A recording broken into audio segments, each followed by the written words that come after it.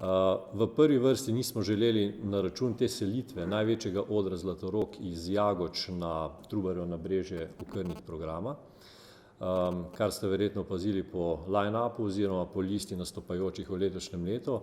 ki je, mislim, da zgodovinsko najdaljša in tudi najbolj pestra. Imamo prek 50 različnih nastopajočih, seveda tudi ne štejem vseh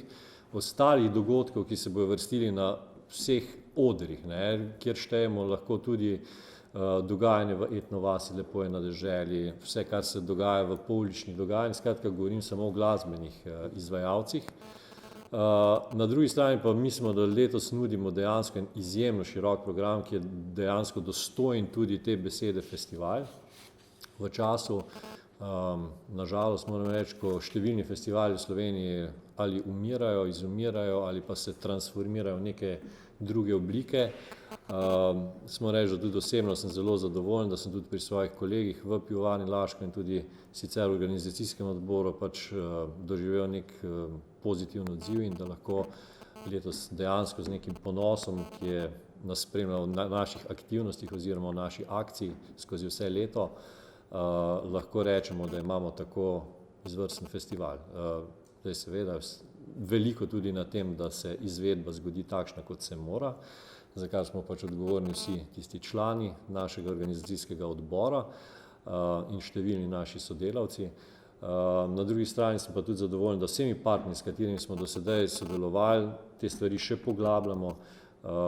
in da ob dobrem vremenu naredimo eno takšno izvedbo festivala, kot se temu pritiče. Je pa tako, da v času popolne zapore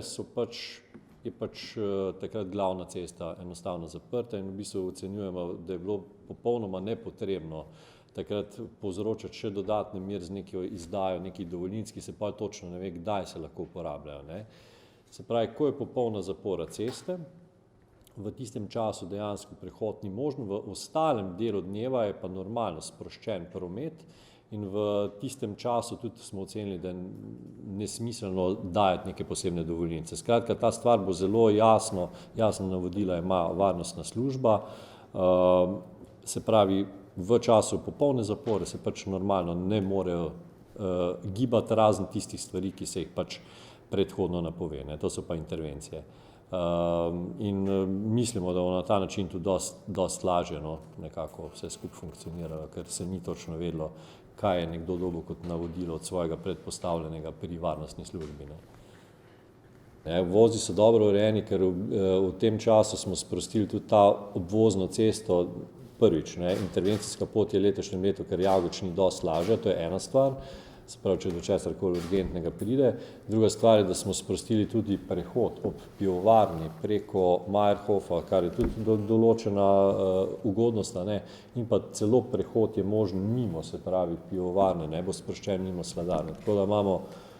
kar nekaj teh, bi rekel, olajševalnih okoliščin, tako da razen tistega res centra mesta, mislim, da je dostopnost boljša, kot je bila prej.